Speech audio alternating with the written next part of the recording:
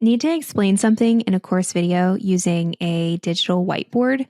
Maybe it's a framework or a brainstorm or process that you want to map live. Well, in this video, I'll show you how to record it with a digital whiteboard so that you can draw, sketch, and bring your ideas to life right in front of your students' eyes. Let's get it.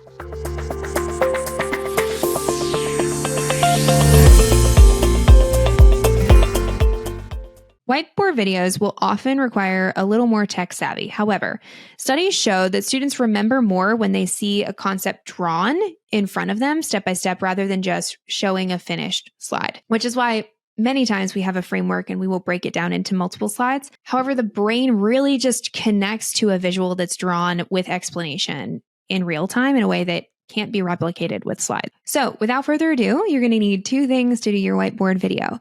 The first thing you're going to need is your digital whiteboard. And then the second is Loom.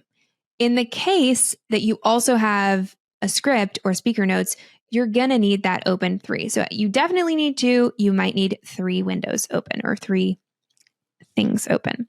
So first I'm going to get my digital whiteboard. There's many things that you can use for a digital whiteboard. I recommend you use the tool you know the best. And for me, that's Canva. So I just open Canva and then create a new whiteboard.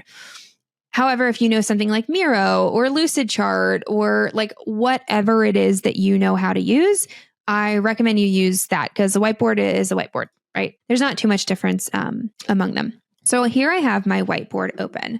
If I had notes, then I would pull that into a secondary window.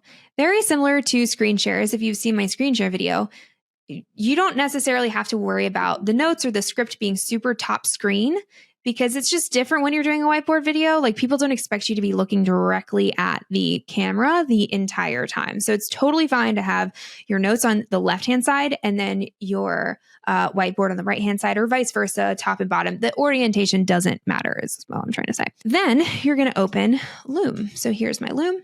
Of course, we have my webcam bubble, we have the recording controls, and we have the Loom menu. Now, if you've been watching this series, then you know I always recommend hitting more, settings, and then for your recording controls, hitting hide only in final video, which you're only going to see with the Loom desktop app, okay? So if you're in your Chrome extension or an internet browser, go get the desktop app. It's way better. I go through all of the settings for the desktop app in a video before this. Okay. Now let's talk about these on the main menu. First, I always like to come back to this at the end when possible. I like to make sure my camera is the correct one. For me, that's my desktop camera. I'm not super fancy over here. And for my microphone, I always use the Shure MV7. It is my favorite mic. You can upgrade. I have podcaster friends who do, but for now, Shure MV7 works for me. I'll link it below for you. And then we come into the actual screen options. So what the heck are you sharing? And you have multiple options. I think for this specifically, if I have a script or notes over here that I don't want to share, you can choose the specific window, which would just, that's the wrong specific window, right? You can see now that's sharing my script. That's the opposite of what I wanted to do. So I can select, oh God, I did it again. 1 second. Yeah, there we go. So now you can see that this is sharing my, or I should say it's recording my whiteboard. Okay, I can still see my notes over here, but it's recording my whiteboard. So that's option 1. The other option is you can choose a custom size and it will allow you to select the only thing that you want shown. So in this case, the perk is that it cuts out my URL and my bookmarks and all of that good stuff. It's just showing the whiteboard. But again, I can still see my notes and all that. So those are your 2 options. And if I hit recording, it will count me down. And then I'm using my notes over here. I'm drawing whatever I need to draw, right? I can use, the nice thing about Canva is if you know it well, you can use shapes, you can use stickies, you can, whatever it is you need to do to create the teaching point that you're trying to create. Also, instead of having to draw outwards, you can just type words. Okay.